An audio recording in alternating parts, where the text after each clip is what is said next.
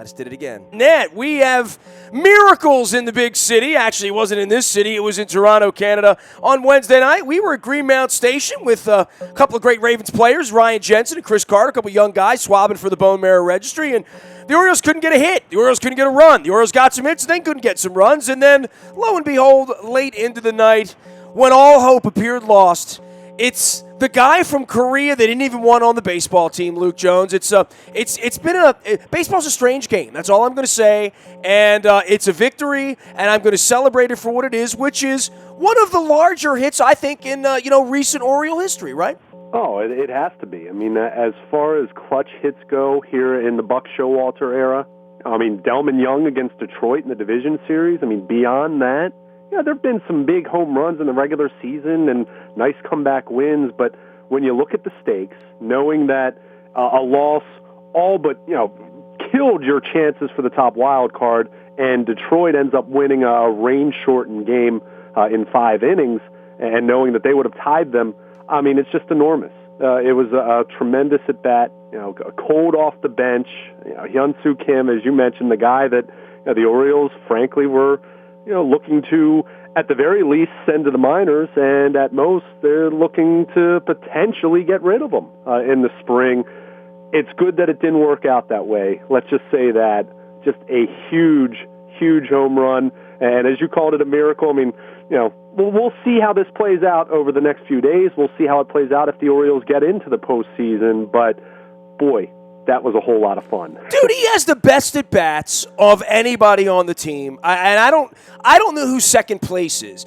Maybe there's some days you would say, well, Chris Davis could draw a walk here or there, but he doesn't have good at bats. He has good swings, good strokes to hit home runs. But Kim, I hate to get into this East-West thing and the Asian-American thing or whatever, but there's something about playing the game on that side of the pond that teaches and preaches discipline in a way that American baseball doesn't anymore, and certainly Caribbean baseball doesn't. I mean, you don't walk off the island, as they say. Right. This guy always, I mean, from the minute we saw him, because Masson doesn't show the spring training games when it looked like he wasn't a big leaguer, from the minute we saw him, and they hit him for the first month, right? I mean, Buck didn't want him on the team. Duquette didn't want him on the team. And it's, I don't know what Buck said in the postgame, but there has to be something there about this kid over the last 6 months and how he's won everyone in the organization over long before he got the big hit on Wednesday night. But he's a Major League Baseball player. Well, there's no doubt about it. I mean, he's been their most consistent hitter from a contact standpoint, from a standpoint of, as you mentioned, willing to draw walks. I mean, there are other guys on this team that are capable of having great at-bats, but few have the kind of at-bats consistently that Hyun-Soo Kim has. And that's not to say he's always successful. He's fallen off a bit here in the second half compared to the first, but he was hitting .340 in the first half. That's a lot to ask of someone to continue that. But his name's Kim, not Ichiro. Yeah, I mean, just an incredible at-bat. He falls behind Osuna 1-2, and you could just see, he's trying to work the count. He works it full eventually, fouls off 3 tough pitches in a row. It's one thing to just say, you're only going to swing at strikes, but we all know that your plan can't be that simple because there are plenty of bad strikes you can swing at. And there were bad strikes in terms of what he was trying to do that Osuna kept throwing, and what he do? He kept fighting them off, kept fouling them off. We've seen the greatest of great hitters be able to do that over the years. And as you mentioned, for whatever reason, and I know Major League Baseball just recently, set another major league record for strikeouts in a season. We know home runs are way up, but the Orioles had 13 of them on Sunday, right? Yeah. I mean, and 13 doesn't sound like outrageous. I mean, to Jim Palmer, if your team strikes out 13 times, you're a bunch of stiffs. Oh, it's unheard of. But what's amazing is Kim ends up getting the same desired result of many of his teammates that we've seen painfully really over the course of the second half of the season when the doubles, when the at-bats started to wane. They just really started to rely exclusively on the home run. Here he ends up getting the same exact desired result after having an at-bat like that. Imagine that, the same outcome when you're not quite trying to do that. It was clear he was trying to look for something that he could drive. I don't think he was trying to hit a home run. But, trying to get Michael Bourne in from second base after he'd stolen the bag was just a fantastic at-bat. The result speaks for itself. But when you have that kind of an at-bat in that spot, yeah, that really shows your professionalism as a hitter, no doubt. Well, and again, there were 8 other guys in the order all night long, and look, the team scattered a bunch of hits. It's like they didn't have base runners during the game. They didn't break through until the 8th inning. Every time I looked up, they had somebody on base. It was just a matter of striking out with guys on base, which is, I don't know about the rest of the league and strikeouts with runners in scoring position or runners on base, but it's almost like you put a runner on base here. Everyone's trying to hit a 2-run homer. No one's trying to hit a single. And certainly no one on this team's looking to take a walk. Yeah, and I'll say this. Strikeouts are up everywhere. As I just said, that's the game, Major League Baseball has set a new record for the league. This is going on 5 or 6 years now at least. I can't recall off the top of my head how many. But, strikeouts are everywhere. And the Orioles don't even lead the league in strikeouts. It kind of just illustrates how the overall approach in baseball has changed. But that's not to excuse guys in big spots for having at-bats the way that we've seen, not just last night, but certainly we've seen this far too often. And it's a big reason why the Orioles have only hovered around 500 or a couple games below 500 over the course of the second half. But, it was just so refreshing after all of those failures because, keep in mind, the Orioles were 1 for 9 with runners in scoring position when Kim was coming to the plate as a pinch hitter. They had a slew of opportunities, as you mentioned, as we were watching the game from Greenmount Station. Just very, very frustrating, quite frankly, to see them continue to put men on base and to continue to fail. The 5th inning, it was just incredible to see that. The 7th inning, they had 2 men on. It was incredible that they were still being shut out in the 8th inning. Yeah. Well, literally. And very fortunate to still be in the game. We haven't talked about the pitching. We can get into that, but a really nice, gutty effort by Chris Tillman, who didn't have great command again, but the bullpen behind him really backed him up. But Orioles were pretty fortunate to only be down 2-0 in the 8th inning. Trumbo gets a hold of one, and you're thinking, okay, well, would have been nice if that came earlier in the game with some guys on base, but makes it 2-1, and then they get the opportunity. Jonathan Scope, who has struggled mightily, takes one to right field for the one-out single. They pinch run Bourne, and Kim ends up getting it done. We know the story with this team. It's not going to change here magically over the final few days of the season. Your greatest hope, other than Hyun-Soo Kim being up in a big spot, as we learned, is that some of these guys, reel it back a little bit. We've seen them be capable of having better at-bats than what we've seen over the last week and a half especially, but you just have to hope a few guys get hot. It sounds so simplistic. We've talked about that narrative for two months now, really, but that's where this team is. But at the very least, Kim being up in that spot, and it's funny, I didn't tweet this, but I was thinking at the time, I had no idea he was going to hit a home run, but I was thinking, from a discipline standpoint and from a standpoint of having a runner in scoring position with 1 out. He's the best guy on the team. There right? was no one else, right now anyway, no one else on that team you wanted up at the plate, and he Well, you'd say delivered. Trumbo could hit a homer, and Davis could hit a homer, Machado, they could all, Trey Mancini, they could all hit homers. But somebody that was going to give you a quality at bat, I pick him. Yeah, and again, it's really a testament to the work that he's put in. It's a testament to, quite frankly, as much as, and I was as guilty of this as anyone, but I was just hearing and reading the reports from Sarasota. We talked about who scouted this guy. Well, they did a good job because this guy's a bona fide major league hitter. I think it's just the latest example of, we can't buy too much into what we see in the spring, especially a guy who was playing in the KBO. They talk about that being comparable to high single A, double A as far as overall competition. That doesn't mean guys over there that are playing there can't play in the majors, but it does mean that there's an adjustment. It does mean that there's getting used to consistently facing pitchers who throw 95 and above in the majors compared to over there where you don't really have too many guys who throw all that hard. So he needed to make an adjustment. Maybe it was a blessing for him to not be playing right away every single day back in April, but It was sooner rather than later he started to prove that he's a legitimate major league hitter, a legitimate major league player, and the Orioles have been quite fortunate to have him. No better example, of course, than Tuesday or Wednesday night. Do you want to say anything about Jonathan Scope and the sort of the abyss? That this has been the worst month of his major league career, I think. Well, I think a lot of this comes down to, and this is one thing that we have been critical of Buck Showalter. He leans so much on his guys. I mean, everyone talks about how he likes to say, "I like my guys." Well, and we've seen this, and this isn't just this year. We've seen this at times over the last 4 or 5 years. He really leans heavily on his players. We saw this with J.J. Hardy a couple years ago, and I think that probably didn't help any of his physical issues. Well, Wieters his whole career. Yeah, Wieters, no doubt about it. I think Scope is tired. He's not going to admit it. He's a gamer. This kid works hard.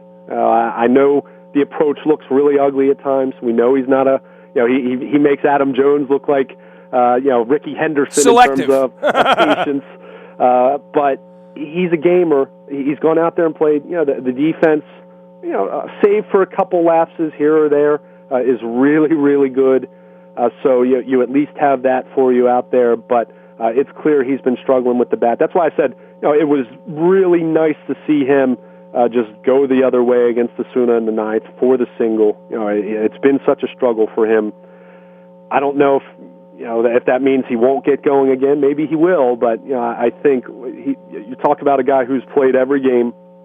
Other guys on this team have missed some games here and there. What also means you don't like your backup so much either that you don't give him 10 days off a which year. Is weird to me because, Ryan Flaherty, as much as there have been so many times where you've scratched your head at the organization's affinity for him, and I get it, he's versatile, but I don't see any reason why you couldn't have rested Jonathan Scope at a couple points here over the last 6 weeks. And we're not talking every other day, platoon or anything silly like that. Well, they had a hideous second half all the way around. Not only has it been hot in most places, they had a really ugly schedule because of rainouts earlier where they lost days and they had those weird road trips to Minnesota and stuff like that. That adds up. Yeah,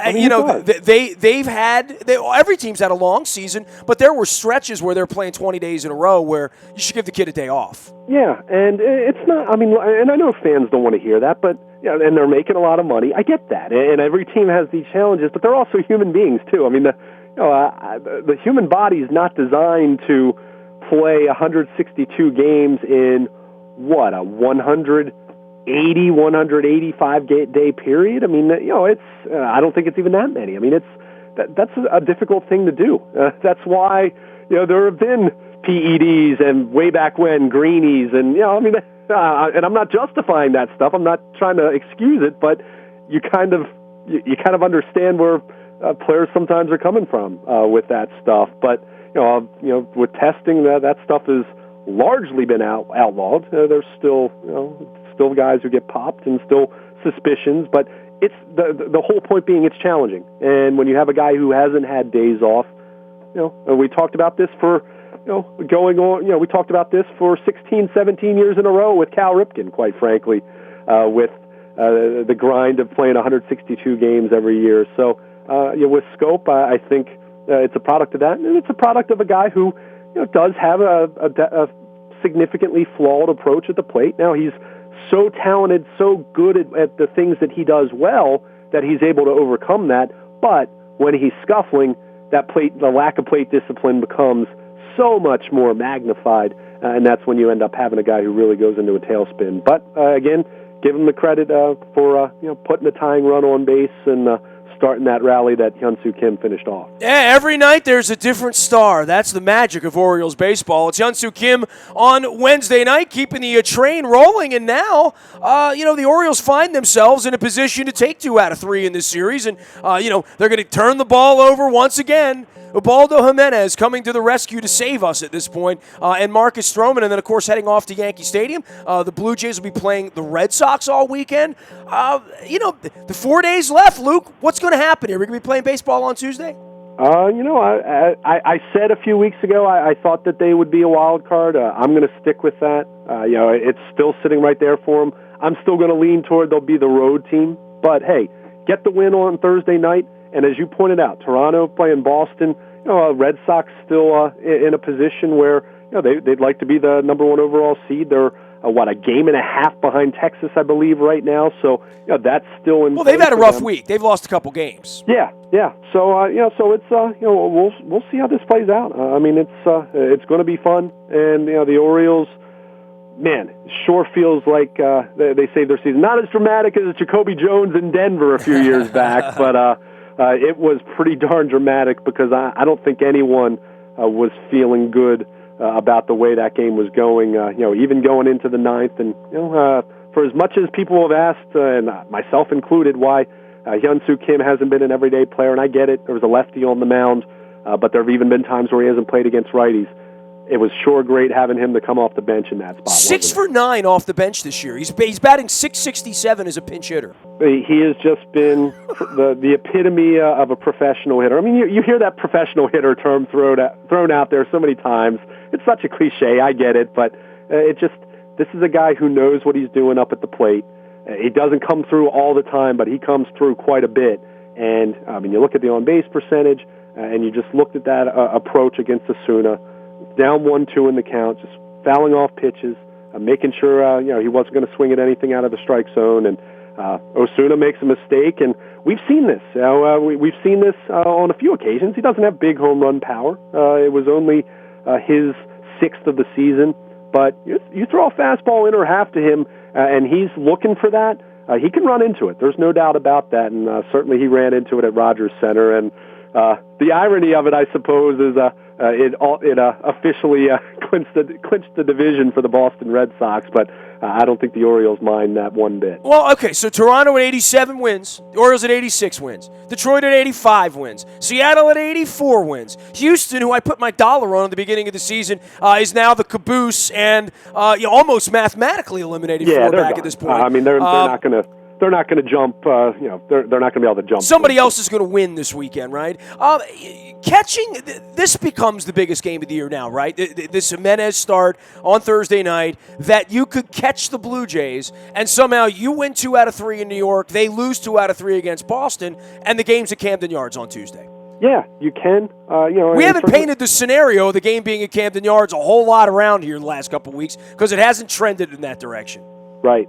I mean, that would just be enormous. But, even if, let's say, they win, and let's just say the weekend doesn't go the way they want it to from a standpoint of, let's say, Toronto sweeps Boston. Boston decides, we're going to rest some guys, set up our rotation, whatever. And the Orioles. I don't think that's possible, by the way, because they could fall into the 3rd seed if that happens. Yeah. I think Boston's going to try real hard this weekend. I think they will. I think the other part of it is they're going to have 4 days off to rest everybody.